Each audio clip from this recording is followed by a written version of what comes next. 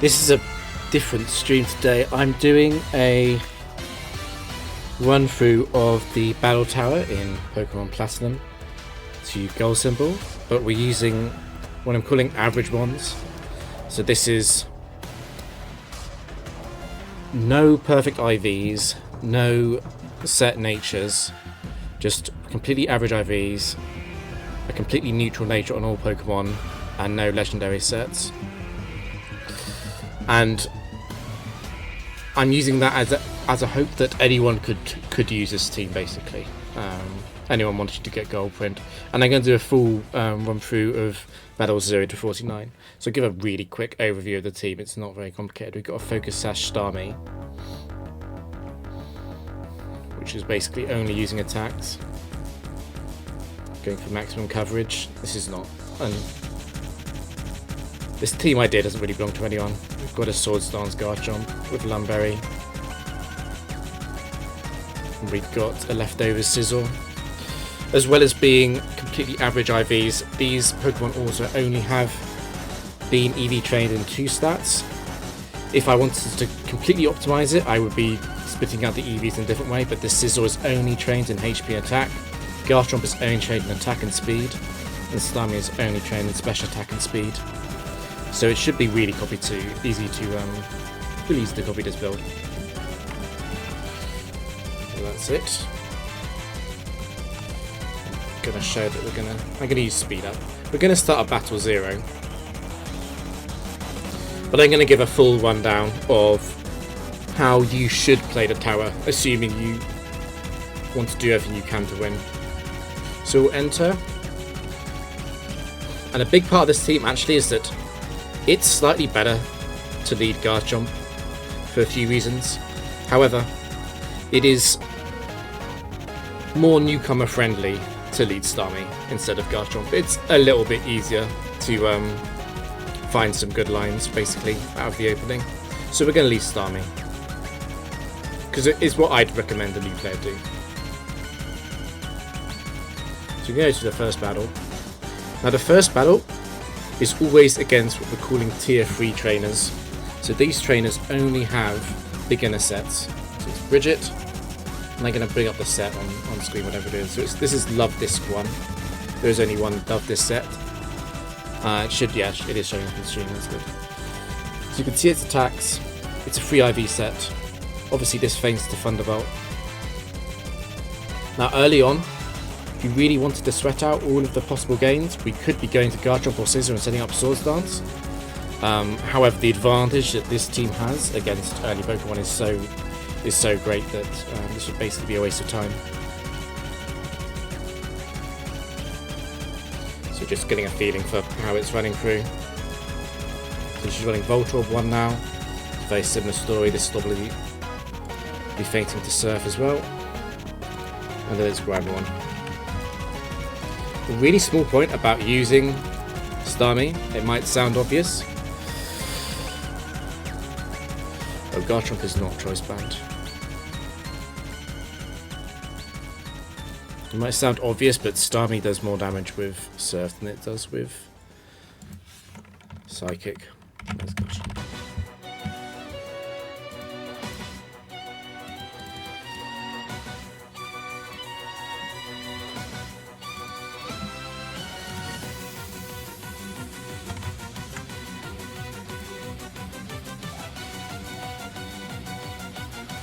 No Metagross. I decided that it's actually easier to get a Scizor than it is to get a Metagross. Metagross is a very similar concept though.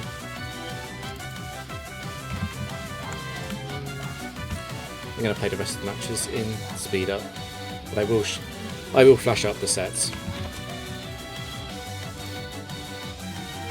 Another thing I should mention is the AI in the Battle Tower is running on Smart AI from Battle 1. So what does that mean? It means that I know this Finneon will never use Attract or Water Pulse. It'll either Silver Wind or Aqua Ring on turn 1.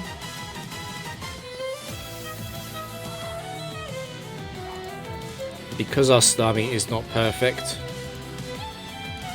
that was Magnemite. I'll show them on the screen. And Delibird. It would have been a a roll to kill that Finneon, basically. Because we are not modest. Bring up Haunter.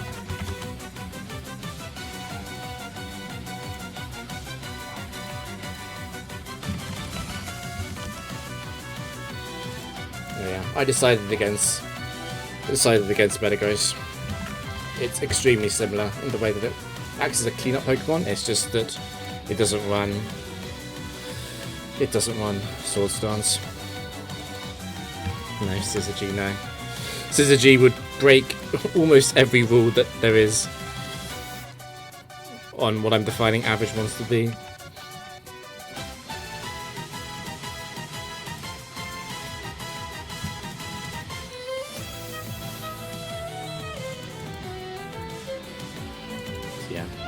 Our Starmie is missing out on a number of kills here that it would normally get.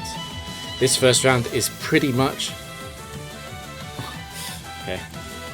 almost all a Starmie sweep, but not quite, obviously.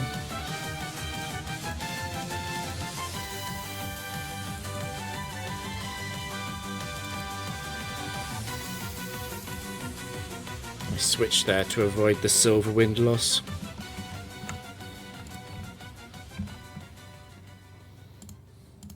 Grimer's back. It's quite like there are only 150 set 1 Pokemon. It's quite likely to see repeats in these early games.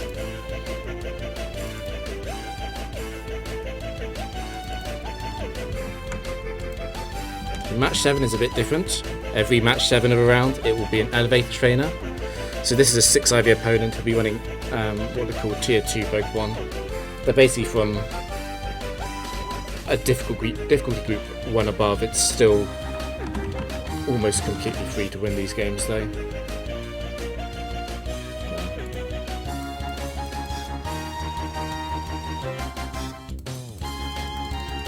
It's a quirk of the Gen 4 AI that it always leads off with Detect.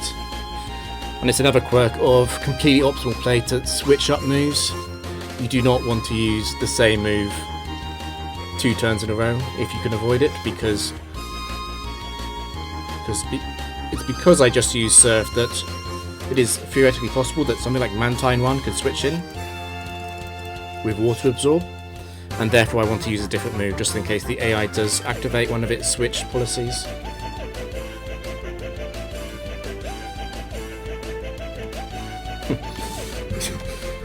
We're getting a little bit of resistance here. Starmie will faint if I keep it in.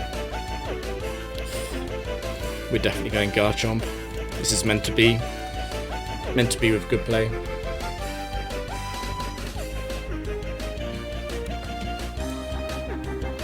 I could again set up. Don't need to though. Let's hit Hitmonlee as the final Pokemon. The first round of 7 games is very difficult to lose with fully evolved Pokemon essentially. And we're going to the second round. It's very similar where we will be facing tier 1 and tier 2 trainers now. However, the difference is pretty much irrelevant in terms of what it means for fully evolved Pokemon going to the tower. So it's a tier 1 trainer.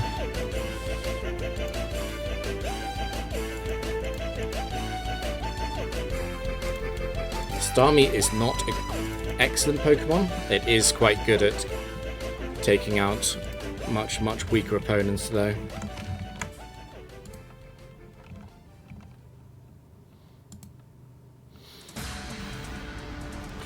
Vigoroth 1, I wouldn't have to stay in on.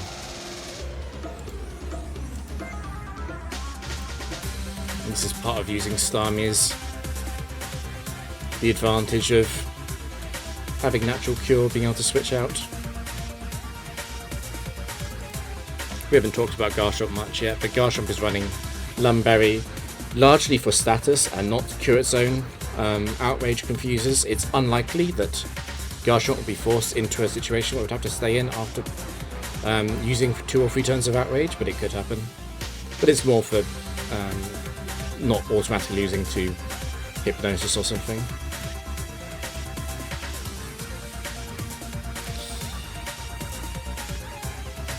rule of thumb is not to stay in. And confusion. Not when you have such a big advantage against the AI by default.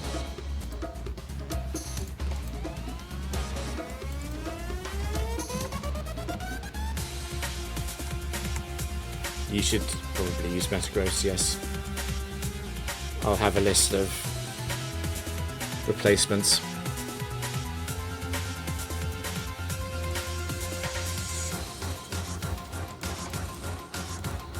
I would say generally the best archetype is the Water Dragon Steel. It's just funny because at much higher levels of play, you could argue that the best water type is Blissey and the best steel type is also probably Blissey.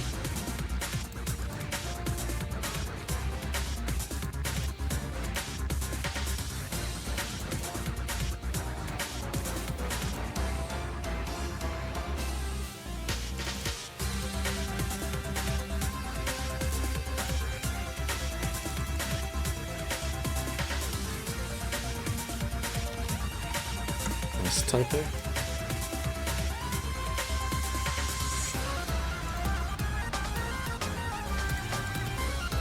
So things will change up a bit when you reach Battle 14. I would mark Battle 14 as the first match that is realistically able to be lost by someone trying to win with good Pokemon. It's a 9 IV opponent now. They're running what we call set-freed Pokemon. So unlike the earlier ones, these ones have moves closer to what you'd actually put on one of these Pokemon. So this Sash actually has Earthquake, it actually has Rock Slide.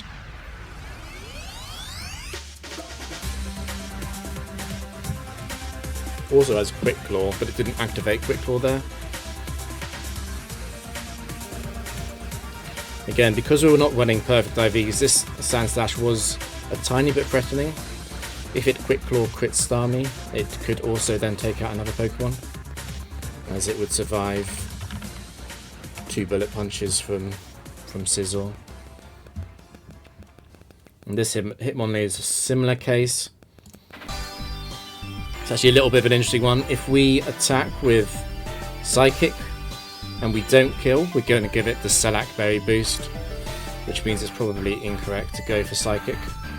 Normally I would be going for Thunderbolt, but in this situation, because it can have the ability Limbo, it's better to probably go for Ice Beam, since Ice Beam is not as likely to give it the Shellac Berry boost even if we crit.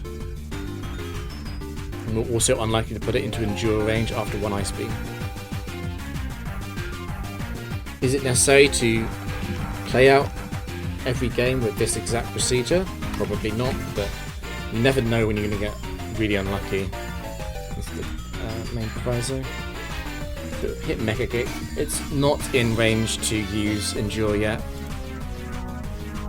It's just going to feint to Psychic. Yeah. Could we have lost if I had used Psychic and we hadn't got the kill and it got the Shellac Berry boost? Maybe.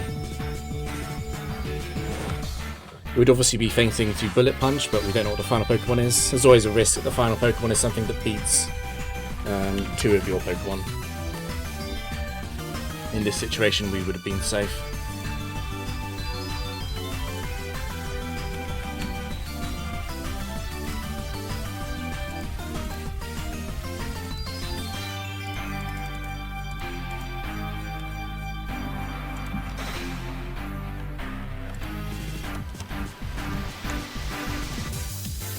Okay, now that round 2 is over, we're entering rounds where standard trainers, not just trainers in the last battle, could realistically win.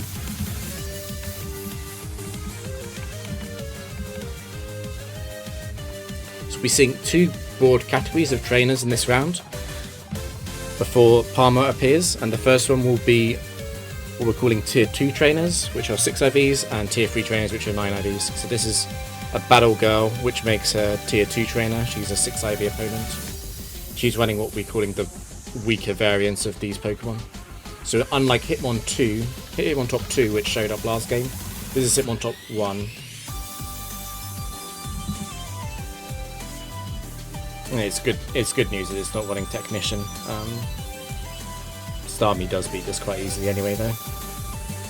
Unusual to see it not open up with the move Detect, but not impossible.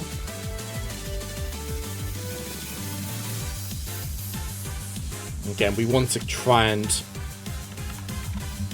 mix up the moves just so that if the AI switches on us, we aren't caught out on the immunity.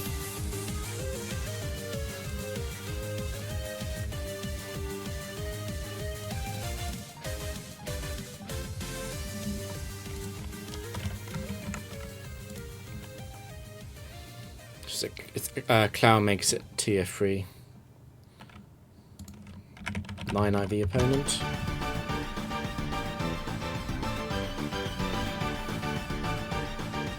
It's possible that Grumpig uses Miracle, but Miracle is bugged in Gen 4. It's actually much more likely to use Charge Beam.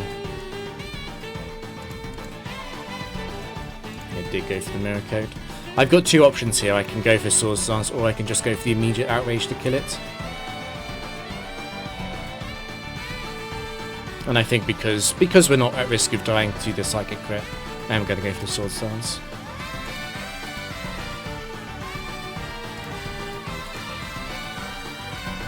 Shucker Berry is not going to save Matang 2 from that.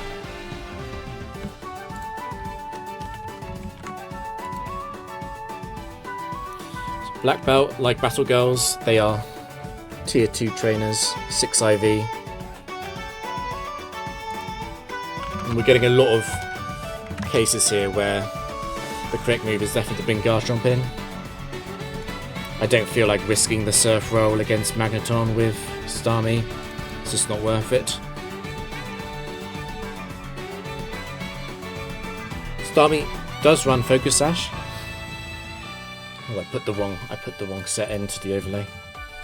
It's Magneton 1.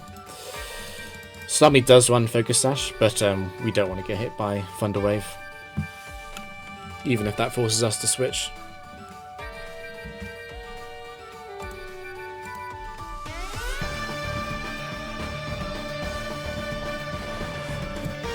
It's a funny interaction. Again, the advantage that the player has is so large that I do recommend getting out of Confuse Ray and the track wherever possible. How do you get Outrage on Garchomp? It's a move tutor in the Battle Frontier.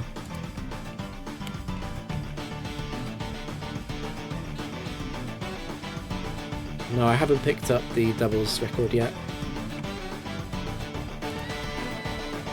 This is a Psychic.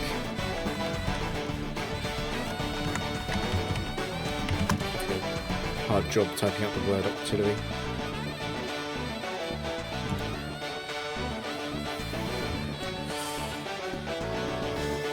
It's a little bit more complicated this time because Octillery is not guaranteed to go for any move here. It can use any of its moves, but it's most likely to use Thunder Wave. I would not want Garchomp to get hit by a crit Octazooka, nor would I want Scizor to get hit by Flamethrower, and all of these moves are possible.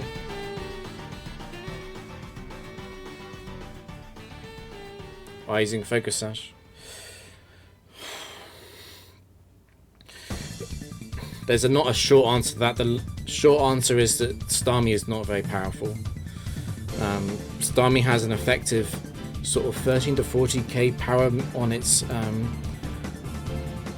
primary unboosted moves, which is not enough to KO most opponents, even with the Life Orb boost. It's much more important to get off 2 hits, I would say, particularly with a Pokemon on Natural Cure. It's not as scary to get hit by Thunderbolt when you have both Focus Sash and Natural Cure to cure a potential paralysis or something. It means Starmie doesn't have to respond as proactively to enemy leads. It is probably better to lead Garchomp, but it's more newcomer friendly to lead Starmie. Anyway, because it's very risky to switch out, I'm going to stay in and hit it with Thunderbolt. I suspect Octillery lives even with the Life Orb recoil.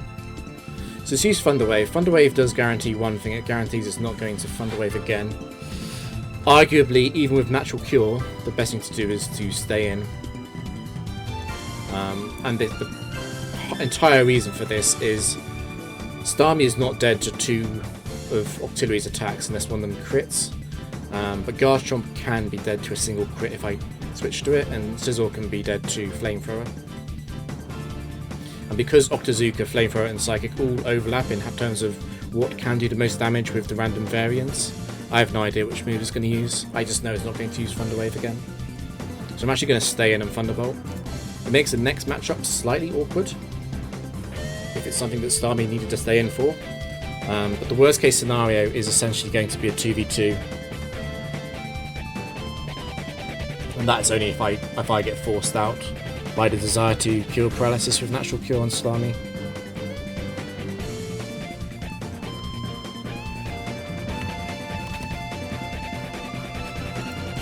Wormadam is not a problem.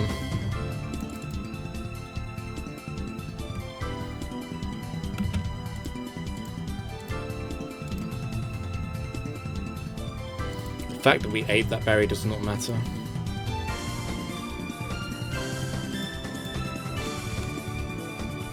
Scizor's quite an easy Pokemon to use. I would say the one thing you really want to look out for is opportunities to use the move Bullet Punch.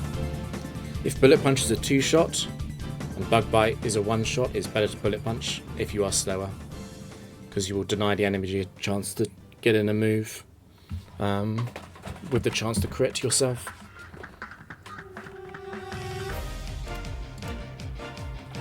The Battle Girls are 6 IV, which makes this Electabuzz 1. Light Screen, Shockwave and Thunder Wave all quite likely. Garchomp doesn't care about any of them. Unlike the previous times I faced Electabuzz, because this is the lead slot, I am going to Swords Dance. The only reason I these moves is because of the class of the trainer, which is what I explained at the start of the stream.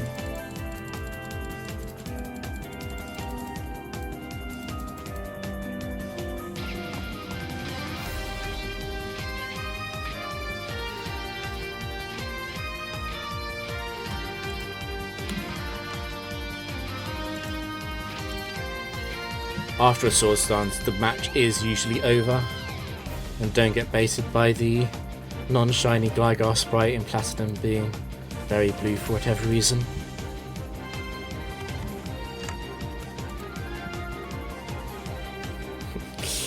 Oh, these quotes make me laugh sometimes. So Roughneck is also a tier 3 opponent, 9 OV. It's Banette 2.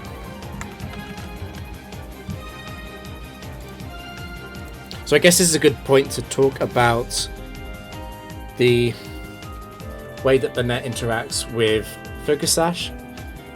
Obviously, while Shadow Claw does kill Starmie, the AI doesn't understand that I have Focus Sash. So the fact that Shadow Claw is a kill move overwrites the possibility of it using any other move. In this scenario, it can't use Will-O-Wisp and it can't use Trick Room. It's guaranteed to Shadow Claw. It's not actually that helpful for me though. I think I'm still going to have to just stay in and take it. Because it's a Roughneck, I do value going Psychic first, because I'd rather catch something on Surf than catch something on Psychic. So Psychic into Surf, slightly better. They will both kill if they crit. Will this come up for a battery field? Unlikely. Unlikely. Oh, it's Magneton 2 again. What is complicated about this is the AI is not guaranteed to use the move Thunderbolt here. It can also use Mirror Shot. I would not want to bring Garchomp in on Mirror Shot that badly under normal circumstances. The fact that Magneton 2 has a Shucker Berry is not going to save it from an Earthquake. But I think the fact that Garchomp would survive the move Mirror Shot makes it okay to switch here. If it didn't, I would have definitely just stayed in and risked the Surf roll against Magneton 2. So, yeah. Relicanth 2 is not a threat in terms of being able to sweep my entire team. Oh, should I do? Let's see. I'll bring up his sets. I know what everyone knows what Palmer runs already, but the interesting thing, I guess, about Palmer is, a lot of people might not know, is that his choice of lead is random. It's completely random between his Pokemon. Let's turn on the music, because the Platinum Frontier Brain music is actually quite good.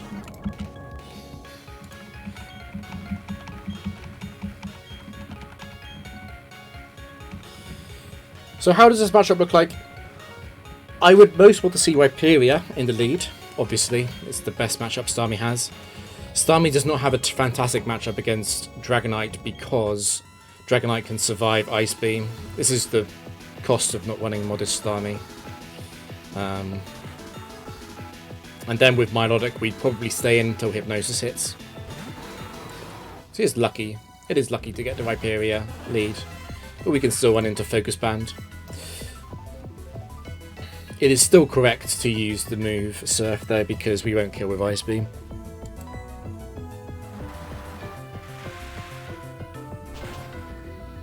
So Rhyperior is going to choose randomly between Crunch and Earthquake if it gets a move in. Okay. No 10% Focus Band.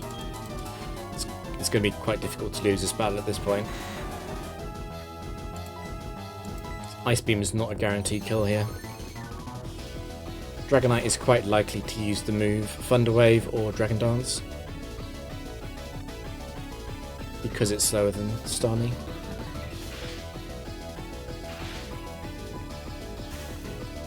Because we got paralysed, I do have the option of switching out. Mark Gold, which Garchomp. I'll explain this in the video. I'm going to go to Scizor though. It's because Starmie is slightly more useful against Milotic.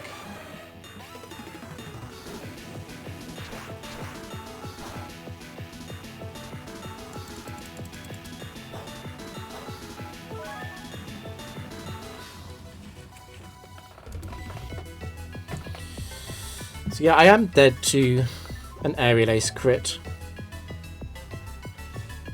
If I died to that Aerial Ace crit, I would be going back to Starmie, and then Starmie and Garchomp would always kill Milotic. So it doesn't really matter what I choose to do here. The choice would have been between the decision to go for Sword Stance or to just immediately Bullet Punch. Because this Scizor is only vested in HP and attack, we are slower than Milotic 1.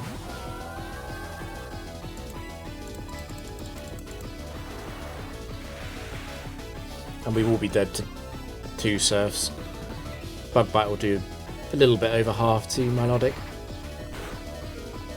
It might put it in Thunderbolt range. I would not bet on it though.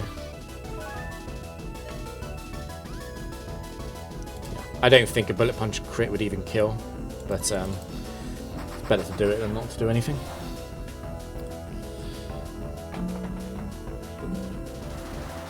It's alright. The exact team is not that important. It's about understanding how to play the Frontier.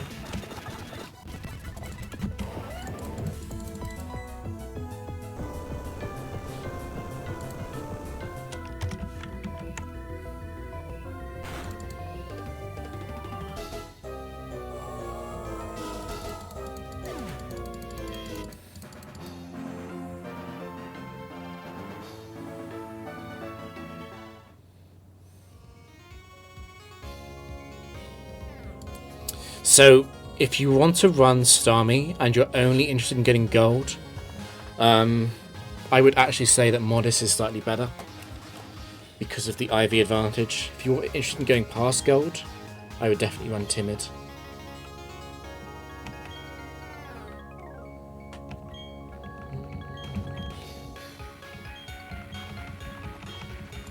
Okay.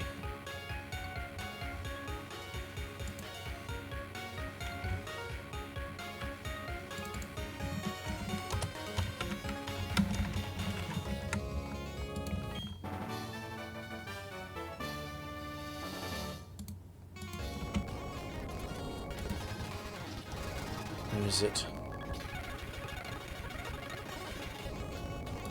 Oh dear. So now that we defeated Palmer, we've unlocked tier 4 trainers, which they're essentially the same fight as Palmer. But they will be using tier 4 opponents, which will be set 1 of the highest tier Pokemon.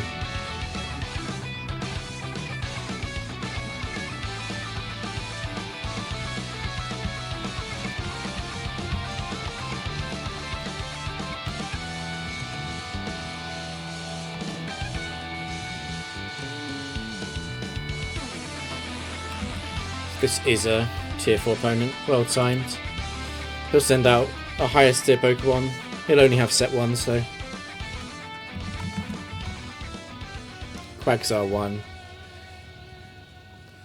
It's not a strong Pokemon. It can have the ability Water Absorb, obviously.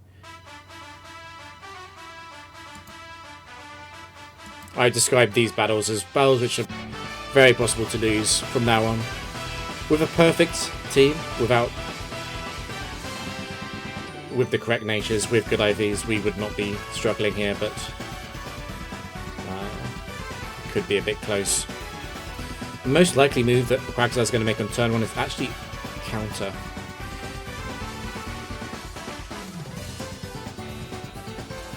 However, if it does Earthquake, it could crit, and it could take me out. So the special defense drop is quite good news. Not for the reason you might think. It means that I can use Ice Beam, which means if the AI chooses to switch out, I'm going to catch it on the switch in with Ice Beam instead of Surf.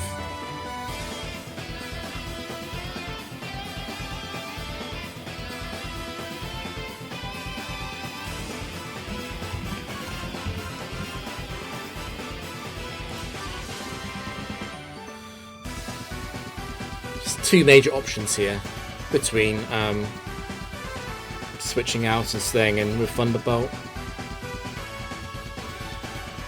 The risk of staying in isn't that Slowbro would beat Starmie, it's that Starmie could be asleep for the third Pokemon. I wouldn't want to be asleep with Starmie if the third Pokemon was something with the move Swords Dance.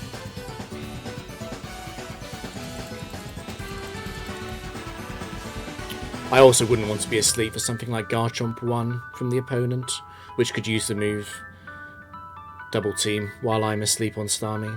For that reason, I'm actually going to switch out. Most likely move it does here is going to be Surf. But Surf crit probably kills Scizor and Garchomp. I would rather risk Scizor, as Scizor is slower.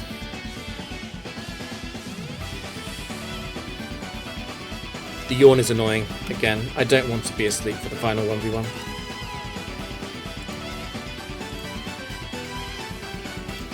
Okay, there's Vaporeon. Vaporeon 1 is not a Pokemon that can win from this situation. I'll show it on screen.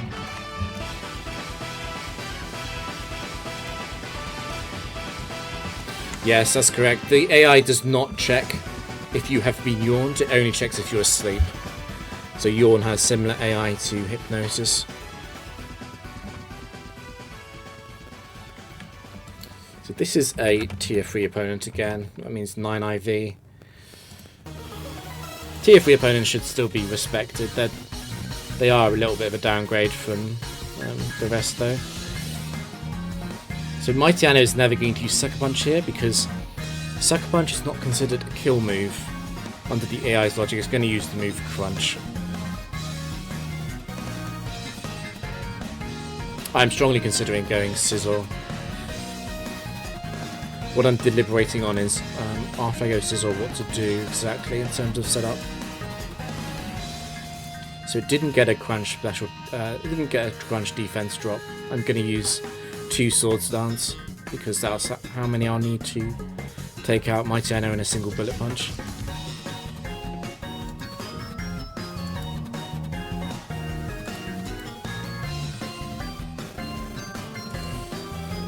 Dusclops 2 is a interesting Pokemon. Not terribly good, but quite annoying. Yeah. Got a small punishment here. I was going to say that usually Scizor only needs to go to +4. However, +6 would be really useful here. +6 Bullet Punch would have one-shot Dusclops. +4 isn't going to. There's a small punish for that. We could have done another Swords Dance. It's just that I was more concerned about being crit by Crunch than what would be coming out next. Okay, no Confuse Ray. This match is over.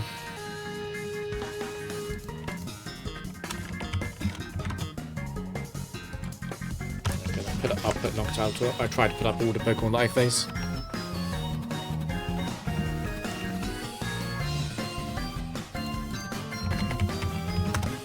Another 9 IV opponent.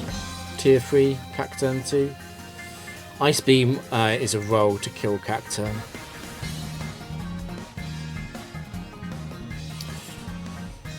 The very obvious decision would be to go to Scizor once again. There are a lot of opportunities like this where Scizor comes in quite safely on a dark move, on a move that doesn't matter, but I don't really want Scizor to be hit by Cotton Spore. It does force me into using Bullet Punch if I want to remain completely safe. So we'll see what it does. It probably is going to use a move Cotton Spore on the switch. Okay, it went for the Giga Drain. I guess Giga Drain probably was... actually, what am I talking about? Both of those moves were kill moves. I was always going to use one of them.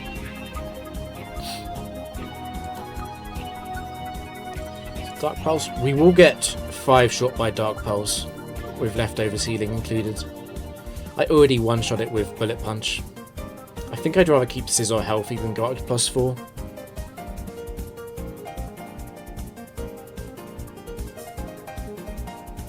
Yeah, I'm just going to go for the Bullet Punch.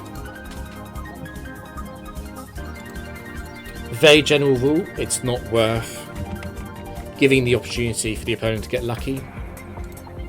If you have the opportunity to just end the match or get very far ahead without risking anything, it's usually best to do that.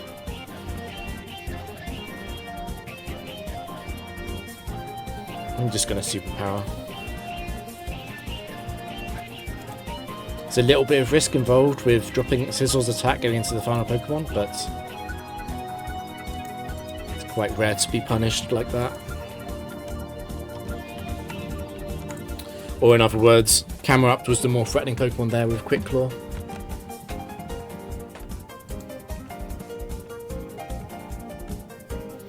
Just another tier 4 opponent. It's Milotic 1. It's exactly the same Milotic that Palmer runs.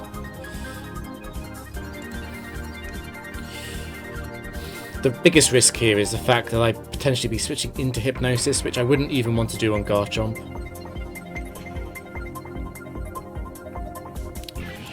So standard practice here would be, since Starmie has Natural Cure, we leverage that and we just stay in until Starmie gets put to sleep, or until Starmie wins this 1v1. Okay. It went for it, but it missed. Slightly good luck. Espeon 1 in next. Needs to be a bit careful with Espeon 1 as it's a boost passer.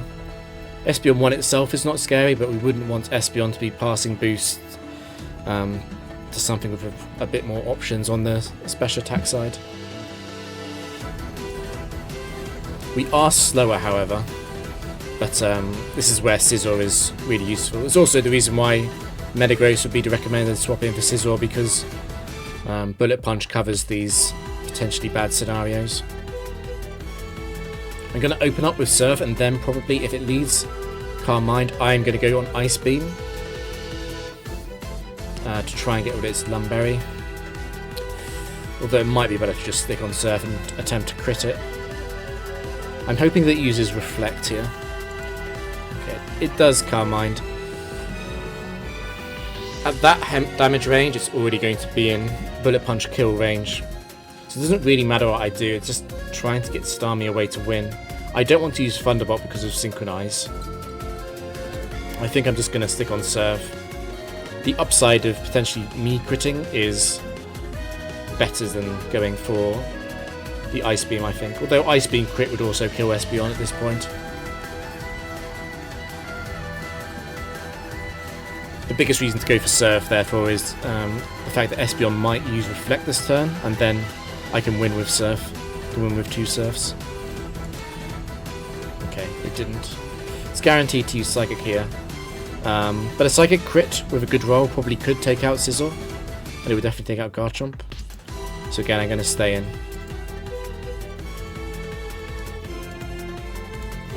This is the magic of Bullet Punch. It doesn't matter that Scizor was slower. Salamence 1 is a little bit scary in a generic sense.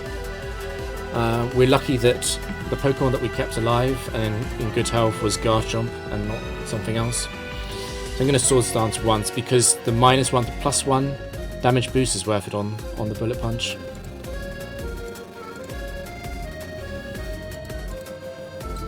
Because we're guaranteed to live a turn, even if Salamence crits.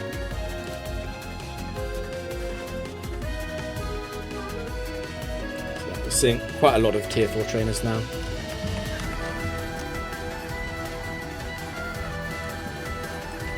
This is part of why the reason that I say that it's slightly better to lead with Garchomp. It is Pokemon like Ludicolo 1, where you want to open out with the most aggression possible and denying other Pokemon from being able to set up.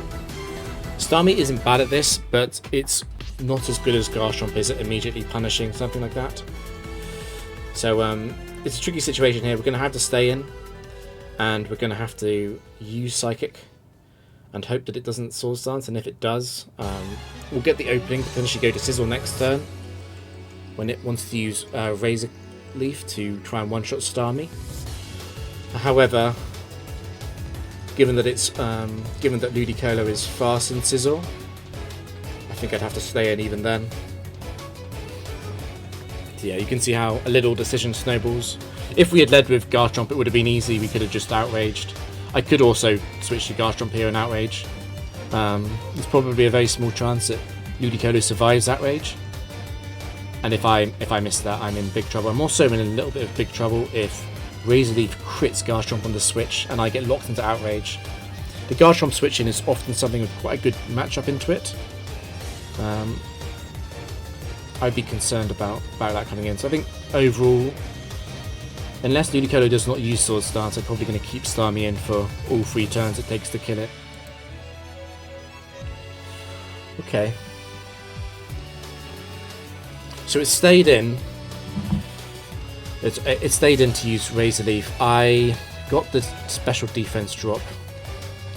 I don't think Starmie is going to take it out next turn. It's a tricky one. It is a really tricky one.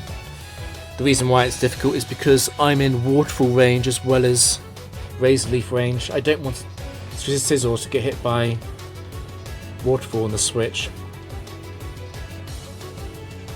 It's a little bit risky to lose Starmie outright though.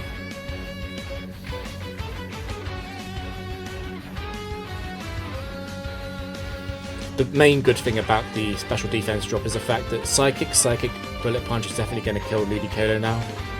It does offer me a bit more flexibility than going Garchomp. However, I think even though I have that option open to me, I'm probably still going to go Garchomp and Earthquake anyway. So yeah, we're going to intentionally go down to potentially 1 Pokemon. There's a chance it's Psychic kills here. It might be a 50-50 on the roll, to be honest. Probably quite lucky that I survived that. That I managed to get the kill there, but it would have gone Garchomp next. So there is a Focus Band in play. I still need to use Surf though because Ice Beam is not a guaranteed kill against Golem 1.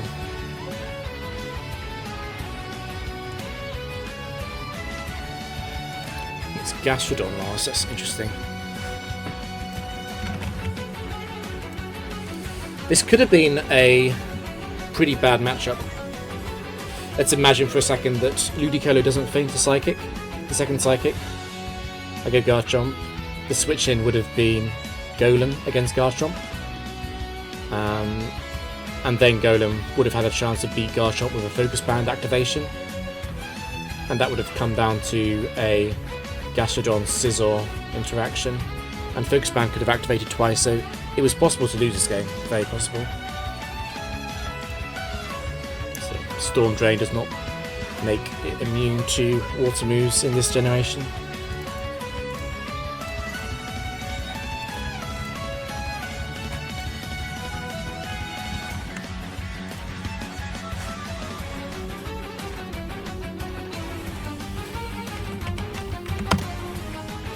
This is going to be the last, because match 7 of every set is an elevated trainer. It's guaranteed to be a tier 5 trainer.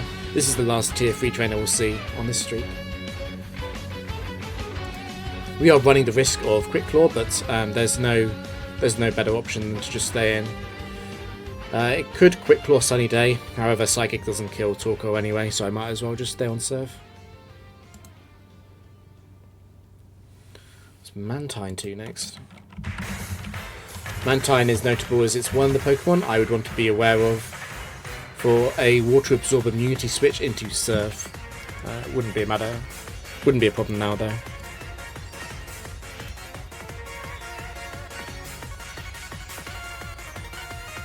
It's Primate last.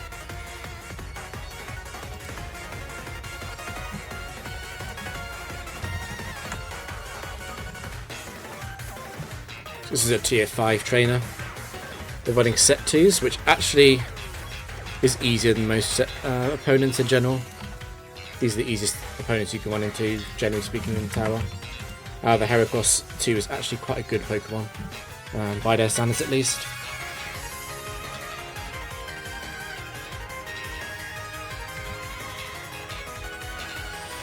Under normal circumstances, I'd be nervous about giving Heracross Swarm.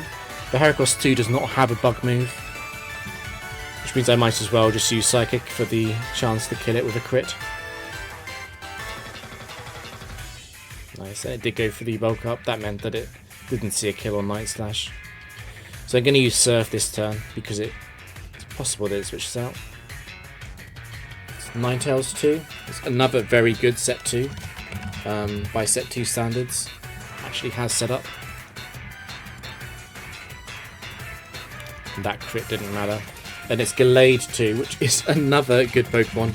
It's a little bit of risk here with Gallade. With enough Bright Powder misses, we could lose to it. Just thinking, because Garchomp one-shots Gallade, and Scizor would one-shot after like any amount of chip. It actually means that because I'm unlikely to kill it with a crit Surf, I might as well go for Ice Beam or Thunderbolt. In general, Ice Beam is the better hacks move.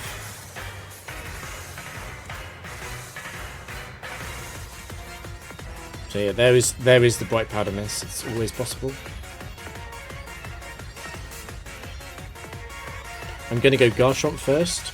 I need to know proactively whether or not it's going to hit Ice Punch or not. It would be a big mistake to use Substitute. It would give it an opportunity to use Drain Punch to heal. If I stay at full life and just use Outrage, I'm forcing it to hit Ice Punch and it won't heal off Ice Punch. Okay, we didn't miss. Worth noting, if we do miss there, and if Scizor misses, we lose. Because Fire Punch one-shot Scizor.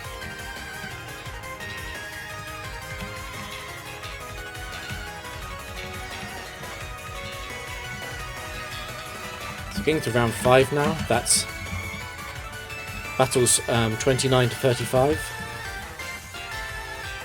which is now tier 4 and tier 5 trainers only. So that's set 1 and set 2 only.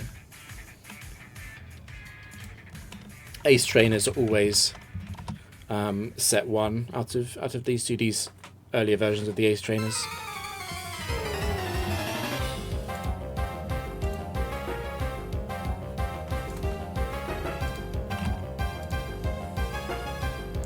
Aerodactyl is tricky. It's almost... Actually, I think it is worth... I was deliberating on who should take the damage between Starmie and Scizor. I think it should be Scizor every time. Because if Starmie gets flinched, I'd have to lose something, so I'll go Scizor.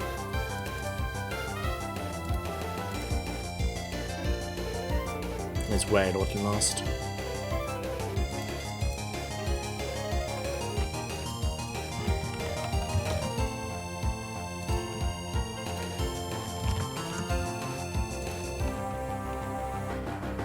So it's youngster Colby. Youngsters are set 2. Tier 5, set 2. 15 IV, whatever you want to classify it as.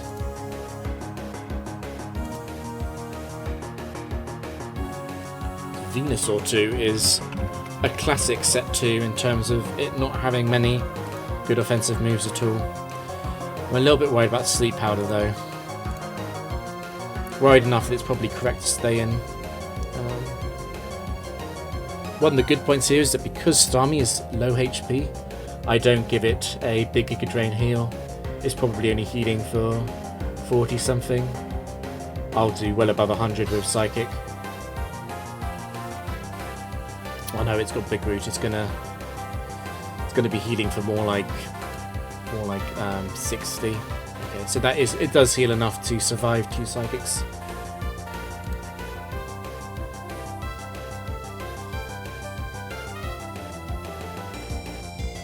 Guaranteed to use Giga Drain here.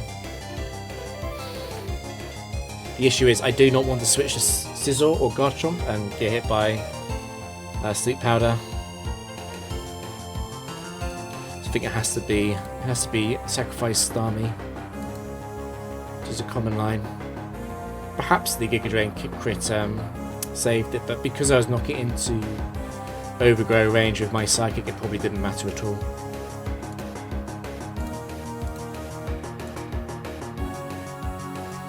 Charizard 1 last, which is a bad Scizor matchup, but obviously a very good matchup for Garchomp. Doesn't really matter what I do here. I just need to do a little bit of chip, so it definitely dies to the... Oh, I got the wrong Charizard. It's Charizard 2, Charizard 1. It definitely needs to die to Outrage after a little bit of chip damage though.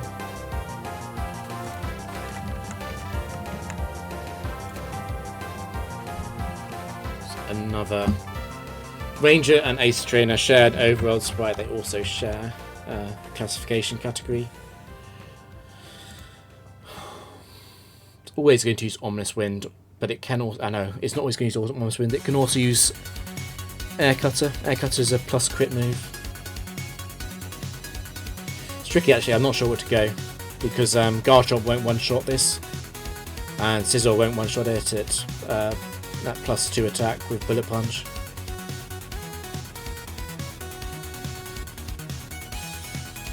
What I could do is stay in, attack. It's going to use Endure, and that is an easy way to get Scizor in and get it boosted. I think I'm going to do that. Again, the best attacks I can do is actually Ice Beam. The fact that I'm giving it Unburden to Lack Berry does not matter, because Ice Beam freezes the biggest upside, and Bullet Punch ignores the Unburden boost. Okay. We did not knock it into Select Berry, which I was kind of expecting to. But that means that it is extremely likely to use Endure. The Endure threshold is 35 to 4% HP on the opponent. I'm going to go Scizor. Wow, we must have done a lot less damage than I thought. In that case, it is going to be Air Cutter. I might be running the risk of dying to Air Cutter crit into Aftermath. That's what I'm considering now. Yeah, this will be a future video. Not this exactly. I will link to this in the video.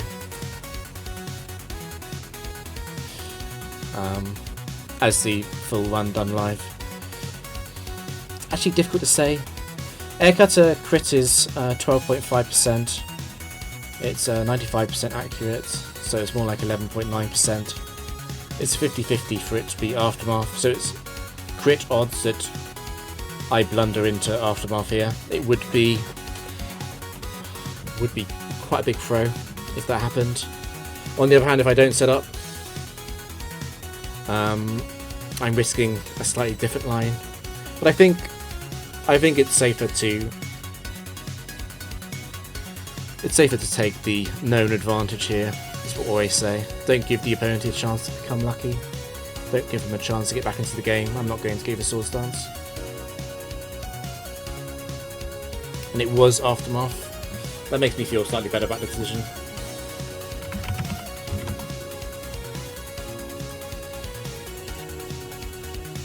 So this Nidoqueen is a tricky one. I'm tempted to go Garchomp.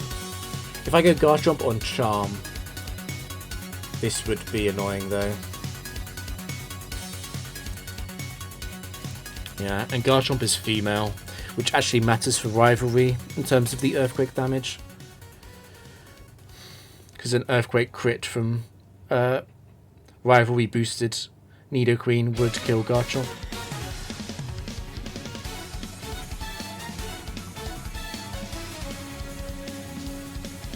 It's a little bit awkward. It is a little bit awkward. I think Scizor's fainting here, and I think that's fine. It's probably just a matter of trying to get Starmie in safely.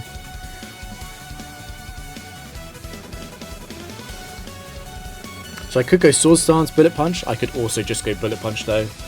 Bullet Punch guarantees gets the damage through in case I get crit, which means that it basically has to be Bullet Punch. Also, if I Bullet Punch, I have 2 chances to crit over the next 2 turns, whereas I Swords Dance, Bullet Punch, I only get 1 chance to crit and kill Nidoqueen. And I did actually get the crit, that's quite funny. Rewarded for the slightly better play. Need to be a little bit careful of Tauros, not because of Intimidate, but because of the ability Anger Point. Tauros is faster than Garchomp.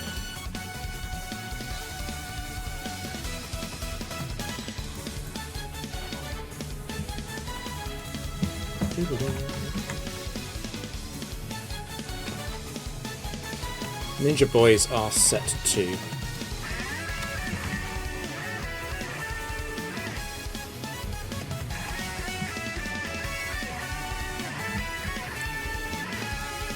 It's a little bit complicated with Flareon once again. I don't want to get hit by Sand Attack. I also can't switch though. It wouldn't be worth using up Lum Berry on Firefang. It probably is best to just stay in and try and get it on Surf. Surf will be a damage roll to kill Flareon. Rhyperior 2 is a much worse set than Rhyperior 1.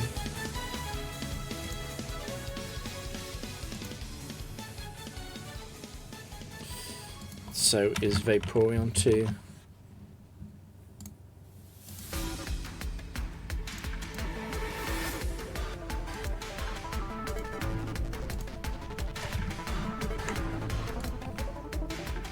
That's alas, they are also set 2 trainers, which means tier 5, which means 15 IV.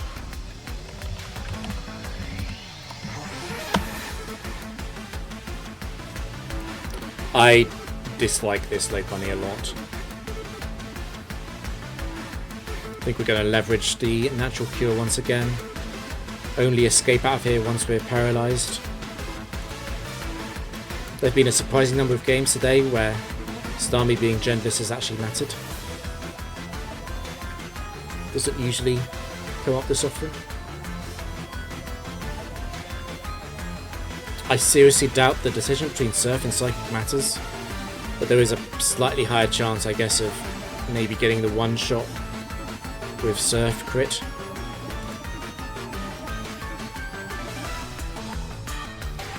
So we've been paralysed. Potential incoming Sweet Kiss, also potential incoming Focus Punch.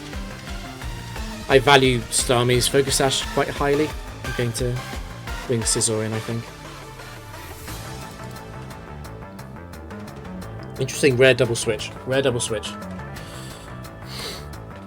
Based on the fact that Breeding resists the move Surf. I'm a little bit stuck here because of the threat of Effect Spore is looming over me. I think I'm going to have to use Swords Dance into Bullet Punch. It's much safer than going for double Bullet Punch. I don't have to risk the double contact.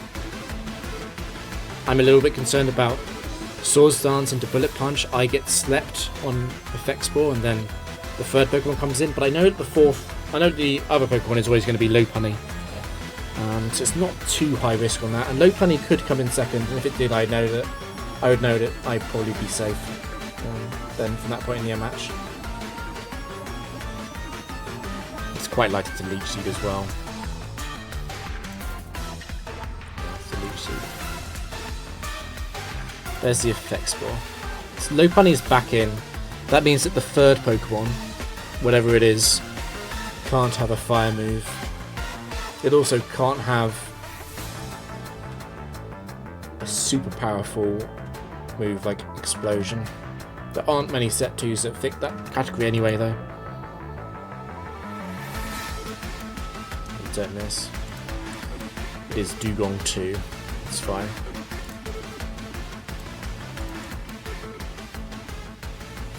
Rare situation where being paralyzed should help me because it should deny the freeze. But I've just been fully paralyzed way too many times there.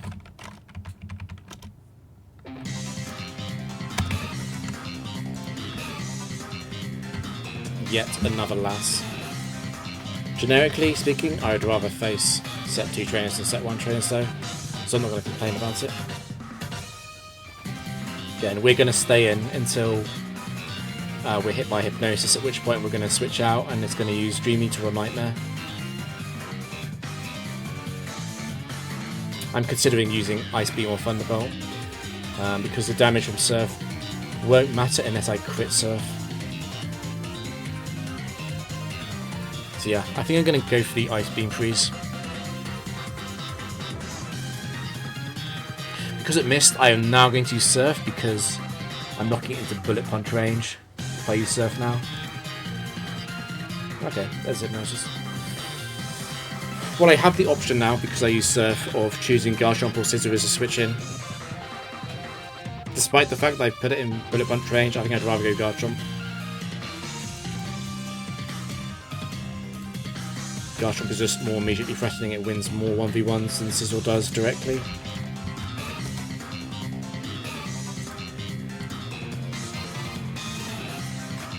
Again, we don't want to lock into Outrage unless we can't help it.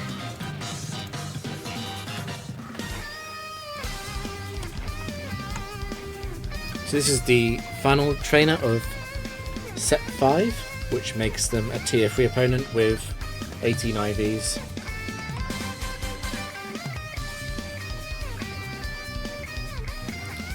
Okay, it is Gliscor 3. Gliscor 3 is very scary under usual circumstances, however, Starmie is a surprisingly good counter to it. The one thing about Gliscor 3 is it's very likely to use U-turn here. And if it does do that, I will want to do everything possible to keep Starmie and Scizor, at least one of those two, alive. Because I do not want to let this Gliscor have a 1v1 against Garchomp at the end because it's fast than Garchomp. So we're going to stay in. We're going to Ice Beam. It went for the counter. That is always the best thing about facing Gliscor 3, is as scary as it looks, it can completely throw. Rhydon 3, which is a funny set. It has no usable stab. And it's Bastiodon 3 last. This is another Oko set. It has the move Fissure.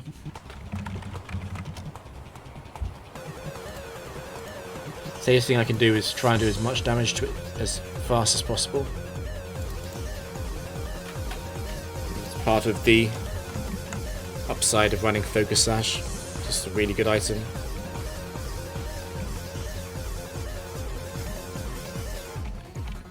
I'm going into set 6 now, which is tier 3 and tier 2 trainers, and the final match will be against a tier 4 trainer. Tier 4 is definitely scarier than tier 3, and I would definitely rather face tier 2 than tier 3, but we don't have control over that. It's RNG who shows up.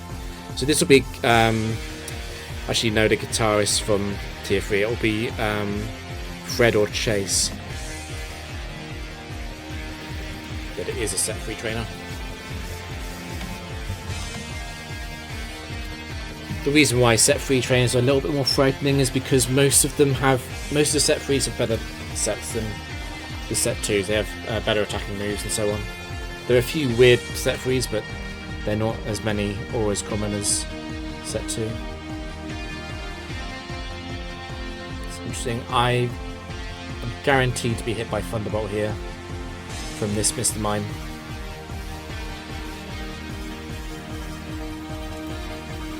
So I'm just going to go Garchomp. No reason to take damage on Starmie. Starmie wouldn't even win the 1v1. Probably don't two-shot it with Surf.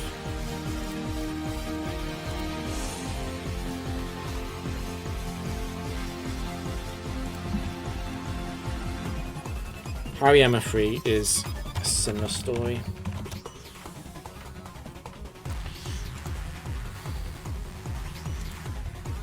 There's 2 major options here. Actually, there's 3. There's 3 major options. First off, I could just attack Hariyama. Garchomp would faint, and then Scizor or Starmie would kill Hariyama. Another option is that I start using Substitute, because Hariyama might try and use Dynamic Punch after the first Substitute, and if Dynamic Punch misses, Garchomp will win the 1v1 against Hariyama. Final option would be going Starmie, which is very attractive in my opinion. Even if that Ice Punch throws or crit me, it's guaranteed to follow it up with Thunder Punch, and then I'd be going back to Garchomp anyway, which means that there's a net total of Life Orb happening. So if I stay in here, I'm potentially risking Starmie's life. I think it's a lot smarter to go back to Garchomp on the Thunder Punch and then come back in again. At that point, it's taken 2 rounds of Life Orb damage instead of 1, and Starmie's a lot more likely to kill with Psychic. There's Thunder Punch, and this should be Ice Punch. And now, because it's taken more Life Orb damage, this Psychic should always kill it. Last up is Electivire 3, which is the special Electivire set. It's quite a good set, to be honest.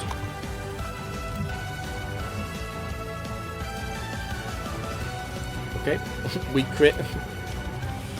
Game is listening to me. Ruin Maniacs are also set free.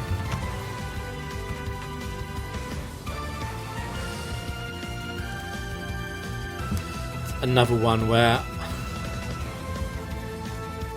Charge Beam is not guaranteed to kill Starmie, which means it might use Thunder Wave or Magnet Rise. I would not want to come in on Magnet Rise for Garchomp.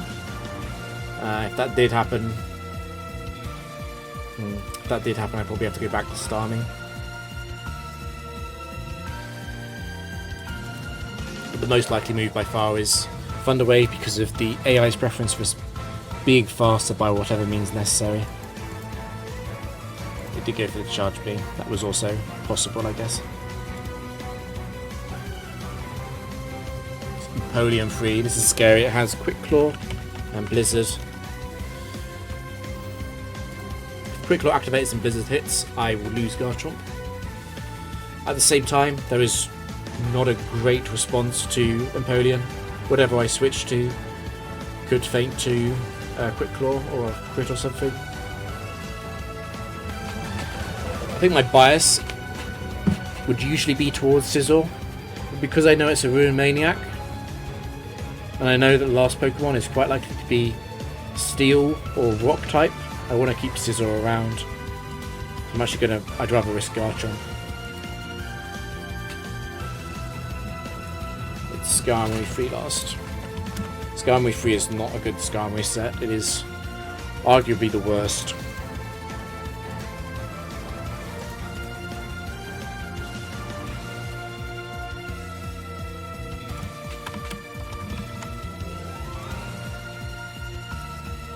Finally, it's Alas, which is set 2 is back. It's Quick Feet Gramble. So I do not... Wow, it's Quick Claw.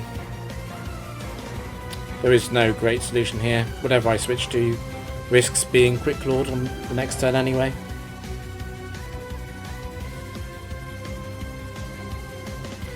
I'm going to lead off Surf and then go in Psychic. Okay. That was Quick Claw activating. If it does that again, Starmie's dead. And it looks like I haven't done enough to put it into Bullet Punch range either, which is concerning. Okay, no double Quick Claw.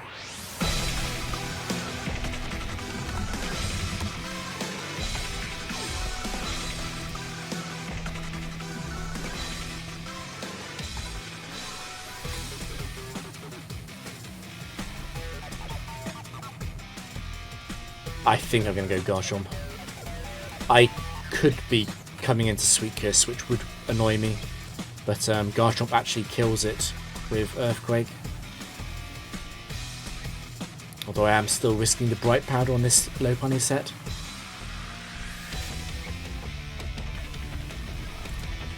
What I'm definitely not doing is staying in. Starmie is still worth something, even at low HP, because it's fast and has natural cure. It's not going to be paralysed when it comes back in.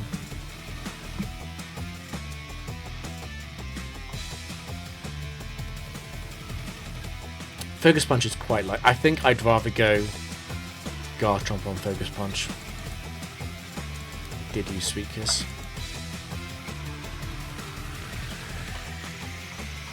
If I had failed to hit it there, I would have had to switch again, most likely.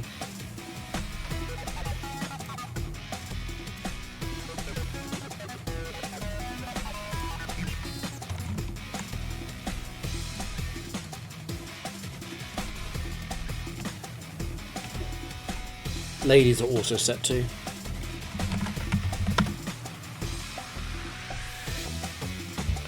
We had this matchup earlier, and earlier on it used Bulk Up. It is quite likely to go for Night Slash though. Night Slash and Bulk Up are both usable here. And in both situations I'd want to stay in and use Psychic. Need to go for Bulk Up again. I'm going to go on Surf in case it switches. Roserade too.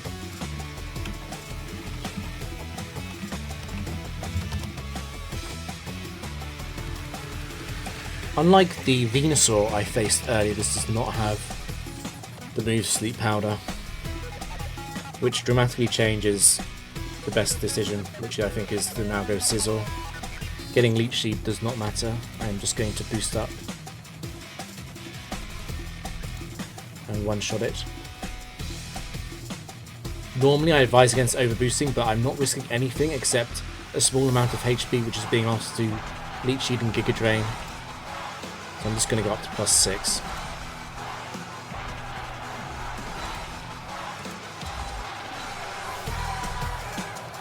Okay, it's Poliwrath 2, which does actually have accuracy item as well. The biggest punish for boosting that much was something like Poliwrath 2 to come out.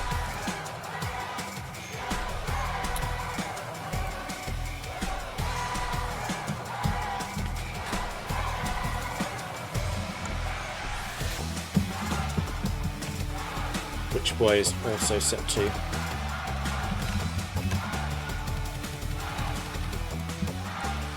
It's going to Thunderbolt.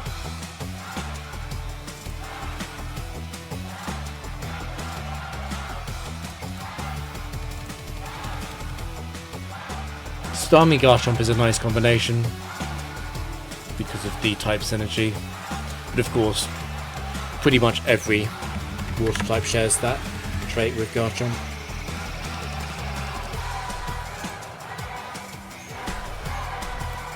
It's Miltank last.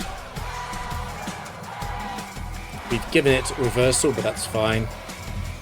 Again, Bullet Punch on Scizor has so many uses. To Sailor. Sailors are set 3. Next match is going to be set 4. Miltank 3 after Miltank 2.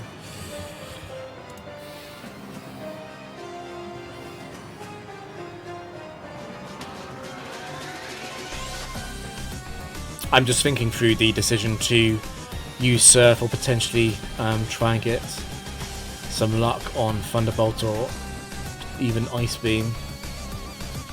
Even though it could be Thick Fat. I think it's probably best just to go on Surf. The fact that surf crit kills does outweigh the sort of 7 to 8% chance that the other moves have of potentially generating more upside. Again, we will switch in case there is a water absorb immunity or dry skin Pokemon in the back. It switches in on Starmie. So Slowbro Tree is choice specs. It's going to lock itself into a move. No idea which move. It could use Flamethrower here, could use anything.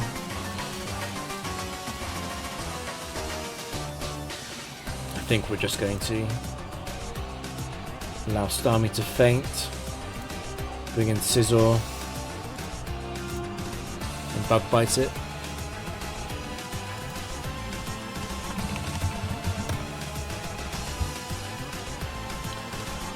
Small risk here as well.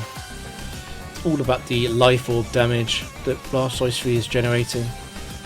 Aqua Tail crit would kill Scizor, and then it would only need to hit Avalanche. If it did crit Scizor, I would probably be forced to Swords Dance on Garchomp, so I wasn't doubling the power of Avalanche myself.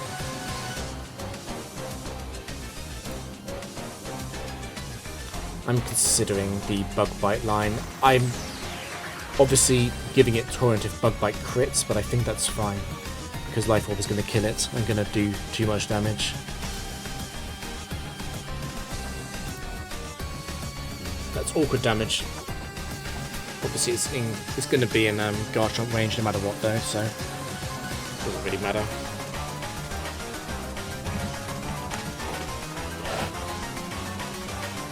I recommend putting a small amount of focus on trying to win by as big a margin as possible, as that keeps you furthest away from unlucky losses as possible as well, usually.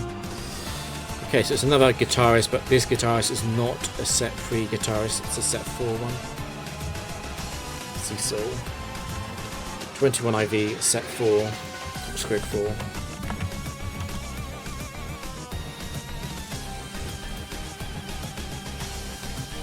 Every now and then, Starmie does get some very good matchups.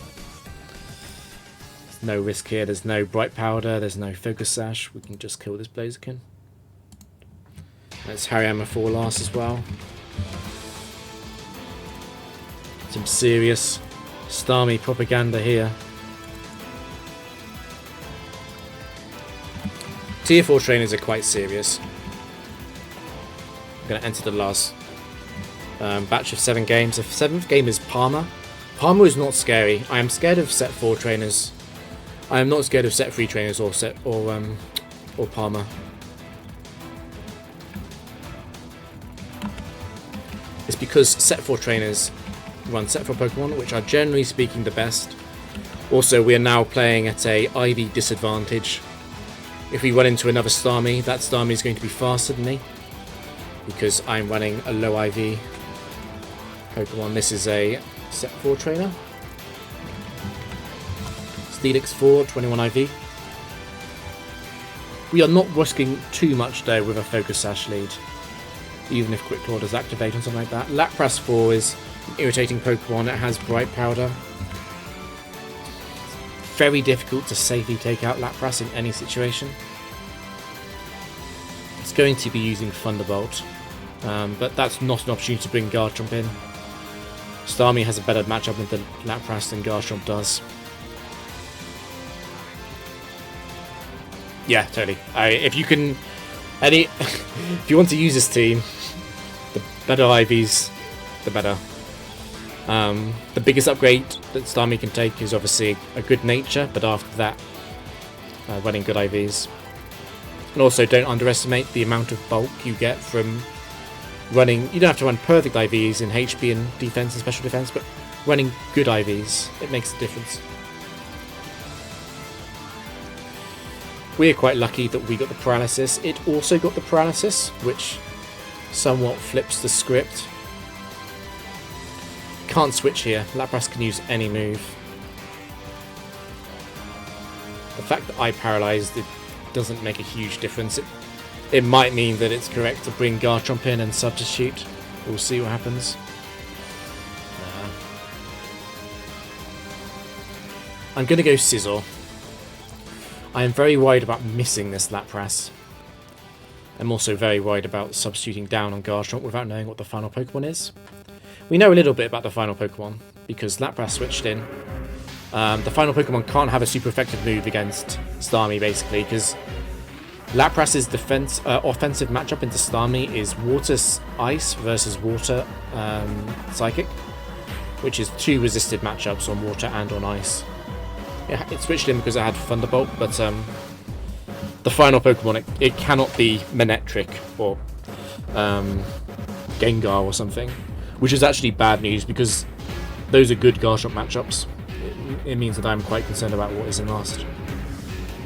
It could be another water type with a super effective move on Starmie there. I'm gonna go Scizor. The downside or missing on Scizor isn't as bad as on Garchomp because Surf doesn't kill Scizor. So Rampardos 4, okay. Rampardos 4 is a scary Pokemon. Because I'm not adamant, because I'm not running a perfect IV Scizor, I do not one-shot this. However, the only realistic way Rampardos 4 has of winning is with Head Smash.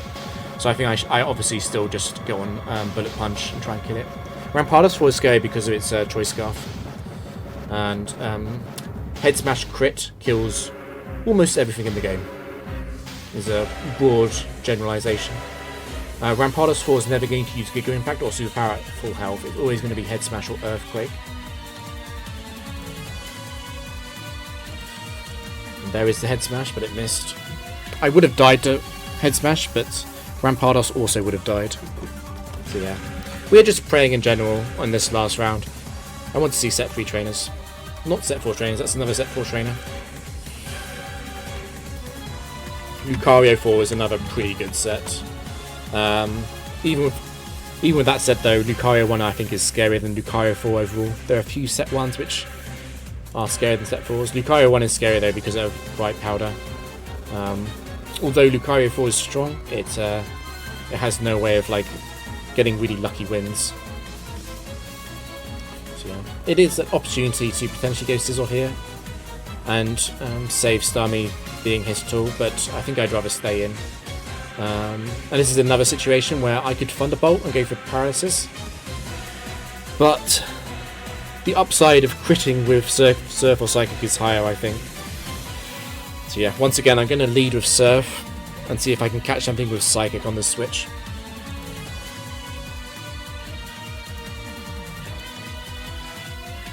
Here's Gardevoir 4.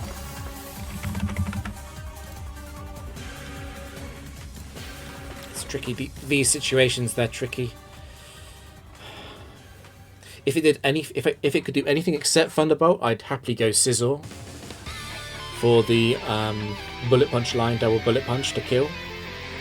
However, I do not want to get paralyzed or crit by Thunderbolt on the switch, and I don't want to get crit by Psychic on Garchomp either, which all kind of points to Starmie staying in. And this is the reason why Starmie isn't the very... If you're really willing to fully maximize this team, I don't recommend leading with Starmie, because whenever we have to sack Starmie, we're accepting that if the final Pokemon does have a very good physical defense matchup into Scizor and Garchomp's physical moves, we don't have Starmie to fall back on as a good source of alternate damage. It was Thunderbolt. I have free choice of the switch in here. Both Garchomp and Scizor kill. And although Scizor is slower, it's going to be killing with Bullet Punch, so it's not going to take any damage. I think I'd rather go Garchomp though. Just because Garchomp can do more to set up Pokemon in the last slot.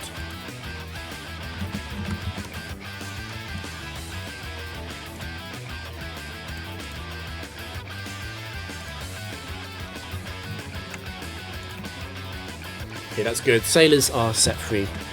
This is an 18 IV trainer in set free. Snaking Free is an exceptionally good Pokemon by the set free standards. So, I'm very likely to be hit by Night Slash. It's not guaranteed though. It has other kill moves. I'm quite tempted to go Scizor, but I would only want to go Scizor really on Night Slash, and Return does a lot of damage to Scizor, particularly with a crit. So I could go Scizor and double Sword Stance, but I'm risking the crit there. It's quite a lot safer to stay in with Starmie. The concern with Starmie is I'm not sure if double Surf and Life Orb Recoil would kill this Slaking. It probably would. It's close enough that I'm probably going to use a damage calc on this. So let's see. My Starmie is 144 special attack, Slaking 3, doesn't run special defense, it's 65 base defense, so that's 79 on 18 IV, it's got 219 HP, which is a little bit troll. It's going to take 21 damage, not 22 from its Life Orb, and Surf does 99 to 117, so I'm not guaranteed to kill it with double Surf. However, it's going to be a estimation range. Basically, if I see Starmie bring it into Orange Health on this turn, I'll know it's on. And even if it's not on, what I can do is switch to Scizor on turn 3, because it will die to 2 Life Orb Recoils and 2 Surfs. So I'll go with that. So, I knocked it into the Orange Health before its Life Orb Recoil happened, so I know that I'm going to kill with Surf here. It's Breeding 4. Breeding 4 should be more threatening than it is. It looks scary on paper. The issue with Breeding 4 is that it's not running speed IVs, which means it's quite easy to take out. Breeding 4 runs attack and defense IVs.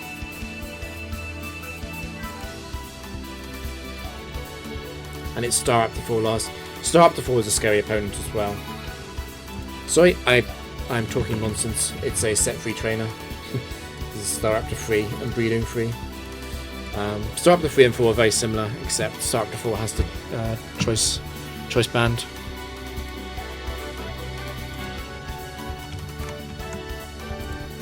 This team specifically is not scared of Star Up to 3 and 4, but most teams are, is how I describe it. It's another set 4 trainer. I wish these would stop appearing.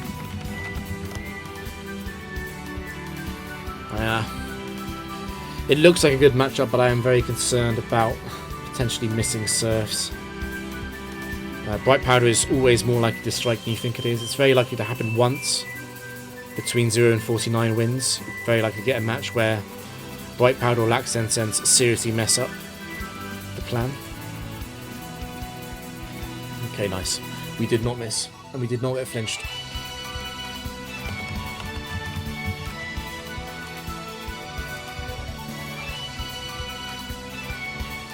Swampert last. Also good news. Swampert 4 is a good Pokemon, but it's too slow to win a sort of like a 1v3 situation.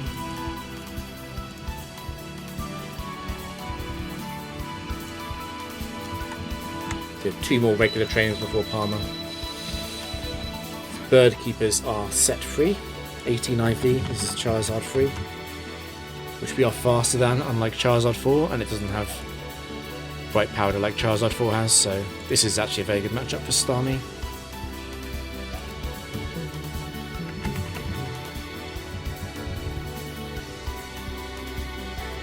Yeah.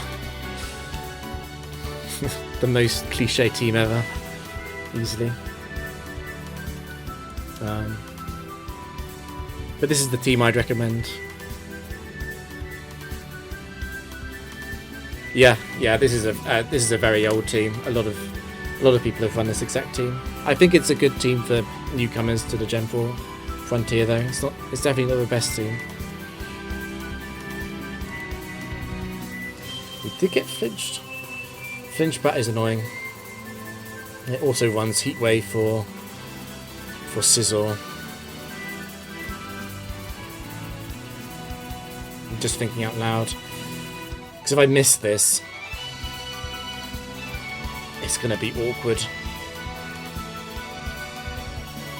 I would almost rather go Scizor first. It sounds insane, but I can chip it down into Outrage range. The fact that Starmie got flinch is actually really quite painful. I'm also quite strongly considering switching to Scizor this turn, since Crobat is not going to use Heat Wave on Starmie. It could use any other move but not Heat Wave. Air Slash Crit would be annoying into Scizor, but I would accept that. And then I would be able to go Garchomp on the Heat Wave when I'm protected by Lum Berry.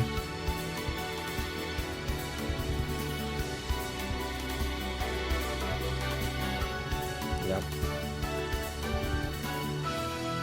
I'm gonna go Scizor into Garchomp and try and keep Starmie alive for the final matchup. Particularly because if Garchomp gets really badly haxed, I'm gonna probably end up killing this with Scizor anyway. Did go for Air Slash, that is the worst case. It's always going to Heat Wave here though. I did not activate my Lum Berry at least. It's definitely not enough time to use Swords Dance. I need to immediately use Outrage. Wow, it didn't get either. It didn't get either flinch. That's pretty lucky. And it's Gliscor free and last.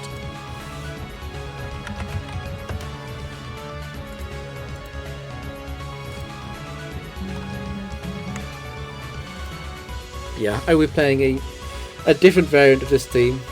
One with actually high IVs, because I'm running a team with... purposely running a team with low IVs and no beneficial natures as part of a guide video. And then after that, I'll run this team again and probably go for 300 wins with the more optimal setup. So this will be the last opponent before Palmer. It's a set 4 opponent. Nido Queen 4 is a decent matchup though, it's not too bad. It's another potential in for Scizor, but again, it's the classic Starmie track. I don't want the status uncertainty with Natural Cure to happen later in the game. I want it to happen right now. We'll go Surf first to see if we can lure in anything with Water Absorb on the AI switch mechanic. That's fine. I don't think Surf ever would have killed there. It was probably a lucky roll to do that much damage. Ludicolo 4. Yeah. Another situation where it's not safe to switch. Ludicolo is not going to use Ice Beam, but it is going to use Surf or Giga Drain. Surf Crit would take out Scizor. And Surf Crit also probably takes out Garchomp, although it's probably a damage range to kill Garchomp with the crit. If I give it healing on Giga Drain after I attack, it's not too bad. I can still just go on Outrage. I do kind of have to go Garchomp first though, because Scizor is slower than Ludicolo.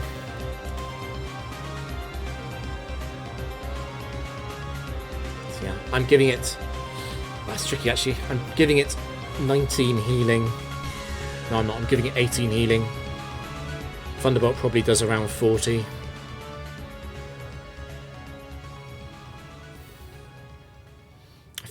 I think I have clearance to use Thunderbolt here. I guess even if I paralyze, I wouldn't switch though. I probably have to use Ice Beam. If I froze it, I would switch. That's fine. I'm gonna have to blindly lock on the Outrage. Alakazam is a really good fan of Pokemon. Yeah, it's fine. I just don't want... The whole point is I'm trying to play completely optimally. So Palmer 2 is not scary, but I'll turn on the music for Palmer 2.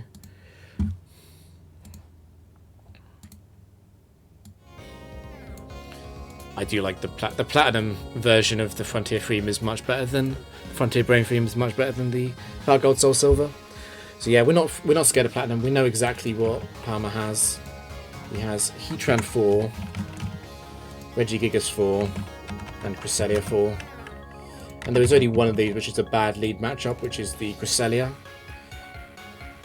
Against Cresselia, probably the best thing to do is just sacrifice Starmie and have Scizor go through the team.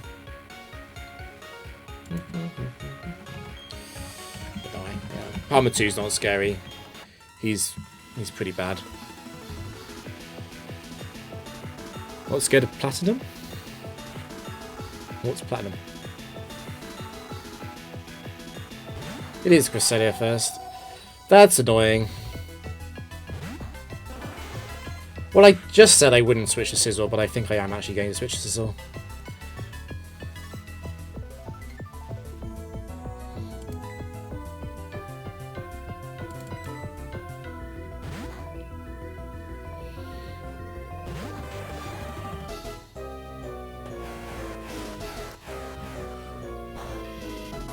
No, Palmer's a free win. The set 4 opponents are much scarier than Palmer. The exact punish of the Signal Beam happened. I'm gonna have to go back on the Psychic. Starmie doesn't have to be full health for this fight. Starmie's major purpose here is that I might need to deal about 50 damage to Regigigas in the endgame.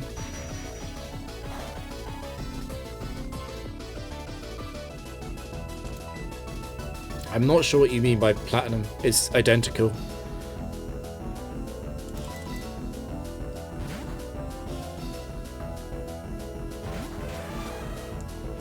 I just need to come in on a not confused turn.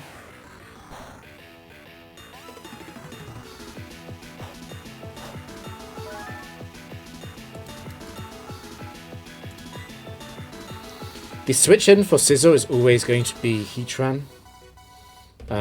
And then the main goal on Heatran is I just need to break Heatran's Sash. I could also switch out though. Either way, I'm going to Swords Dance Bug Bite in case Cresselia survives.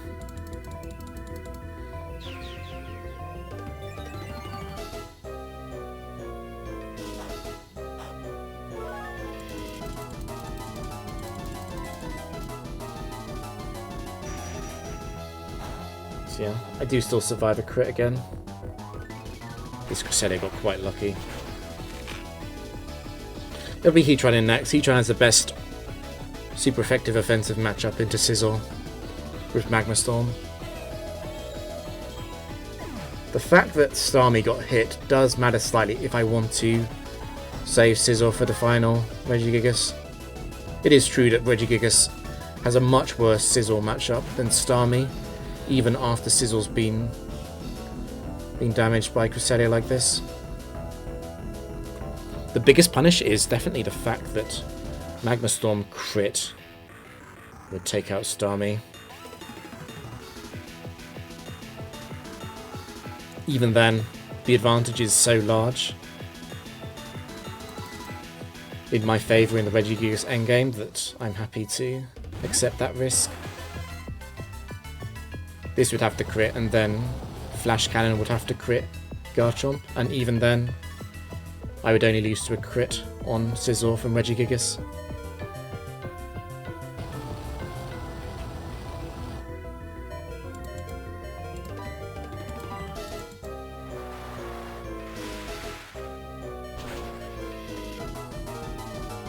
I don't think... yeah. I don't think that desperately matters. It's random what move Heatran uses the kill though, which is why I wanted to use Surf. Give Starmie the chance to win the fight.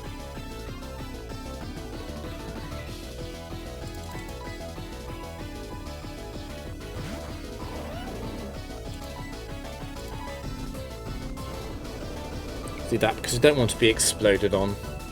It is much easier for it to be a 2 versus 1 at the end of this.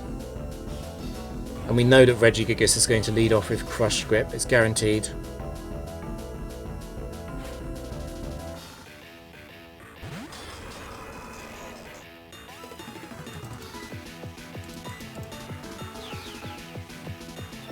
The only reason this isn't completely guaranteed to win is White Powder. The fact that Scizor is faster until slow starts actually ending, I am going to have to get very unlucky to lose from this situation.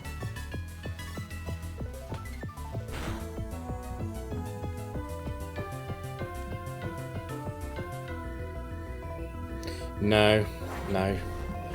The sets are on the right of the screen. I put them up.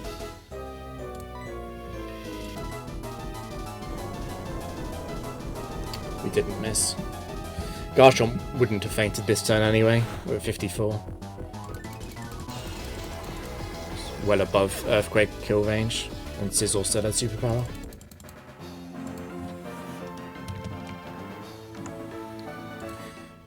The T-Border he had, I could have lost to it if I didn't want to switch. So if Starmie stays in against Cresselia, I'd be forced to bring Scizor in next. And then that means that Garchomp has to get hit by the Magma Storm. And then that forces the Scizor Regigigas 1v1, which is very favourable because +2 Superpower one-shots Regigigas, but it's possible to lose that. It's just very unlikely.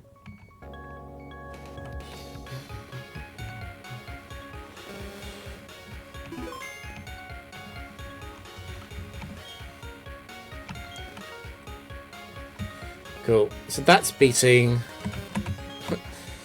the game with, in inverted commas, bad Pokemon. We're not running the correct natures. We're not running good IVs or anything. What's next up on the average series? I can push this further. I don't think this theme can reach 100 that easily. It would take too many attempts. The speed disadvantage when you face 31 IV opponents after match 49 is probably too much to be overcome. So I'll go back to the Little Cup series. Little Cup gets gold print in Frontier.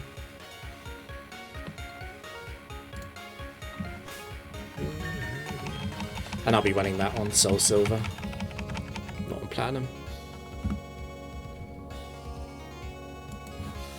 Right, who are we raiding?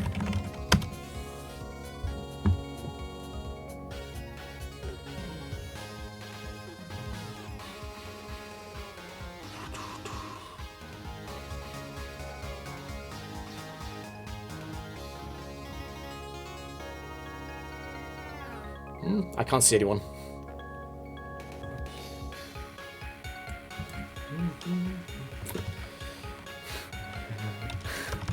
You've lost recommendation rights after that last recommendation. They have to at least be playing Pokemon. Why is there a level 9? Oh, it's randomizer. I was like, why is there a level 9 Registeel in that thumbnail?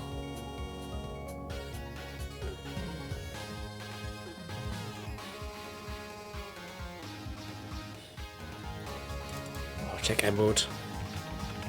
Rage Fillers.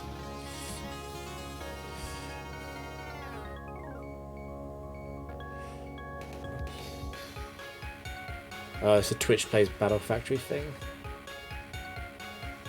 I don't know if I can be bothered.